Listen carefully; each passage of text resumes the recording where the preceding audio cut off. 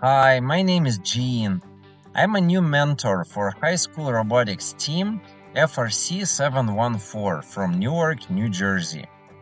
I literally just drove back from today's robotics workshop with our students of grades 6 through 11, and I am shocked. In this box is the smallest and safest FRC robot in the world. It is called XRP.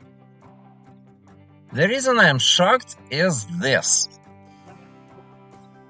Today, over the course of just 2 hours, not only the students were able to assemble 3 of these robots out of parts, but they were also able to run these robots across the floor using some non-trivial Python code from their PyCharm, including the 6th grader, who did it all by himself. And I'm not talking about MicroPython, but about real WPI lib code, same as what is used in real FRC competition robots. In other words, programming FRC robots in Python is really easy. We are never going back to Java, and yes, we decided to put together this video series with simple Python code that works on real competition robots. And we hope that our code examples from these videos will work well for your team too. So with Python, lots of students will have to start with from absolute zero. Is that a good idea? Let's take a look at the job market. Student internship AI today. Okay, so LinkedIn has a lot of them apparently. Let's see if they want Java. If they want the students to know Python to get one of those internships. 5 of them want Python, 0 want Java. And we're just looking at the surface. The choice is clear, we gotta go with Python. So problem number 1 could be that some of the students on the team have never done much programming in Python, or might never have done much programming or any programming at all, but are looking to learn. Good news is there is this online coding game called CodeCombat, link in the description. I'm just punching in this link, hitting continue, and I'm going to show you how to play that game.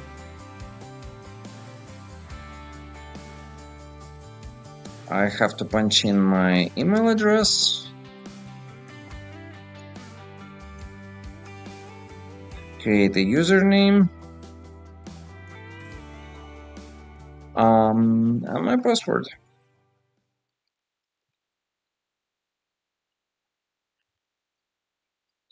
Next thing I have to do is I need to pick my character.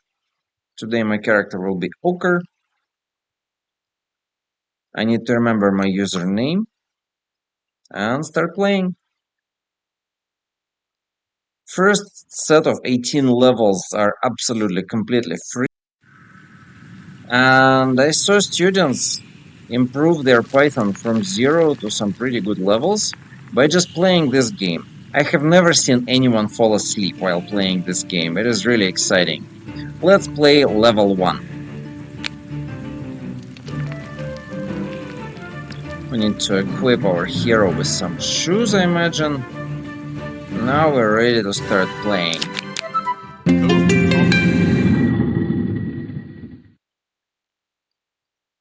In this level, we need to write some code. Let's see. Grab the treasure. You can use these methods. These are the methods to use. Type your code on the right. And this character is called hero. I must type my code on the right. Hero.move down.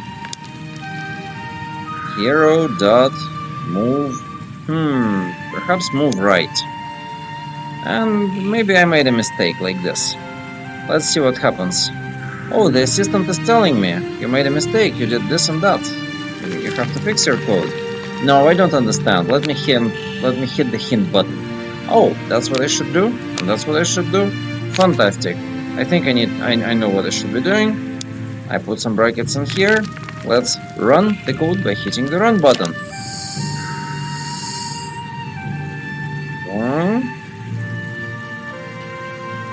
Yes! Success. You accomplished your goals. Click the I done wrote button to 3 finish lines the of level. Python code, and my Python is getting better very quickly.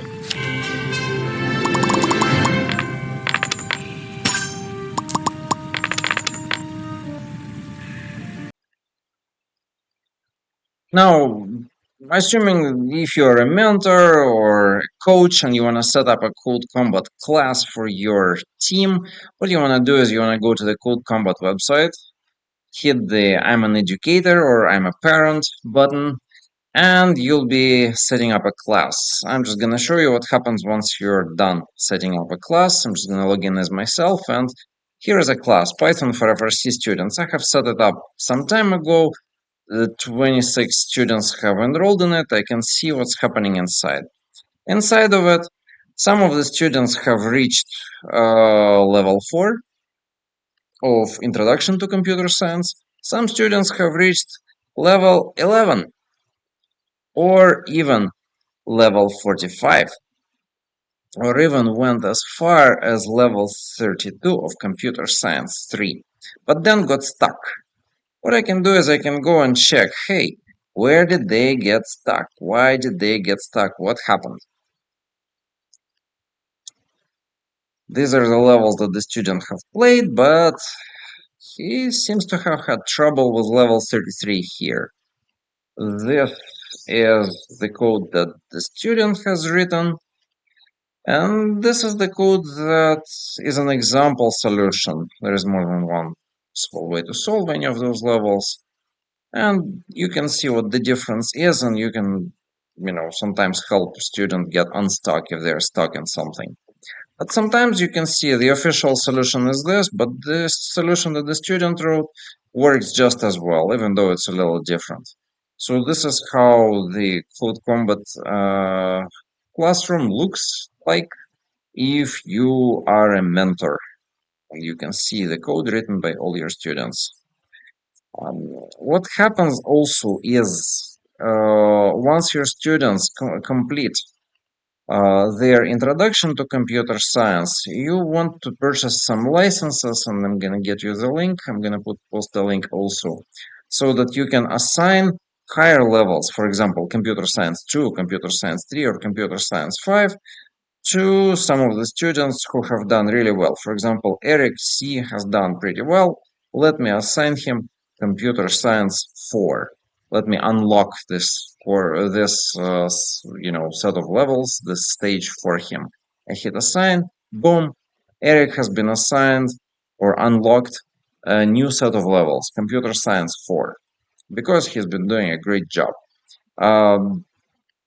In practice, some of the students will go very far very quickly. Some of the students will not go very far at all, but they will still get a good taste of what programming in Python is.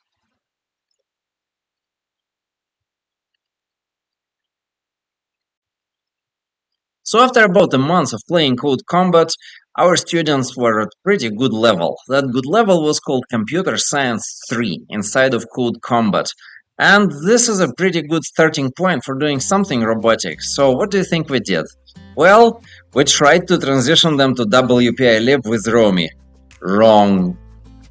That was a bad idea. Only 2 students were able to actually pull off this transition from something as simple as CodeCombat to something as complicated as WPI-lib.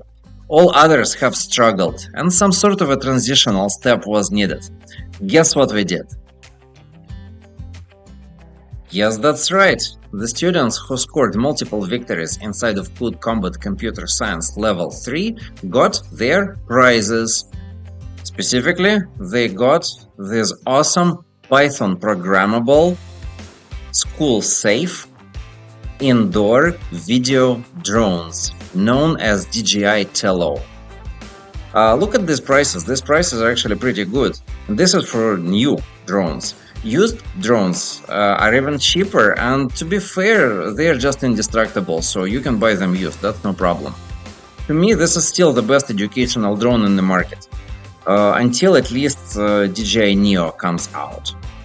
And once you have this Python programmable drone in your hands, all you have to do, or all you have to direct your students to do, is go to YouTube and type in Murtaza Workshop Drone Coding. You will see these two absolutely incredible videos, very high quality. The beginner learned Python programming with drones, and the advanced one. We just need the beginner.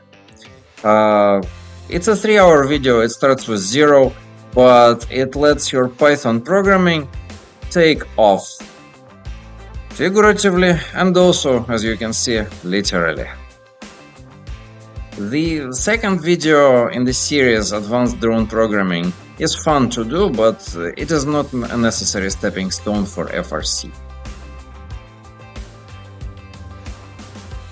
More specifically, what happens in Murtaza Workshop drone coding video is the students are shown how to install PyCharm, how to install Python of different versions, how to go ahead and install the packages that they need. For example, to fly that drone, they will need a package called DJI TeloPy, so they will have to learn how to install that package. To analyze the videos, they will have to install CV2, OpenCV package. And then by the end of the video, they will be able to write small programs with no custom commands, with no multiple files, just small single module programs, but they're pretty powerful. Look at this one. A drone is imported, a drone class is imported from a drone library, a CV2 is imported, then a model for detecting faces is used. An instance of a drone is created. Drone equals Tello. You connect to the drone and you start the video streaming. And while the drone is working, there is a while loop, infinite loop, that they learned in CodeCombat. You take a keyboard input. If the keyboard input was T, the drone has a method, drone.takeoff. The drone will take off. If the keyboard key pressed was L, drone has a method, land. Otherwise, you grab a video from the camera of the drone, you try to detect an object on that video, in this case detecting a face, and then if the center of the face is all the way on the left, you send a left turn command to the drone, turn left towards that face. If the center of the face was all the way on the right of the video frame, you send the turn right command to the drone. Otherwise, if it's neither on the left nor on the right, you send a go forward with a speed of 15 command to the drone, and the drone goes towards where that face was of the person in question. Very simple object following code. Everyone goes through this while going through that video, and don't tell me that you haven't seen object following in FRC. Of course, lots of FRC situations require object following.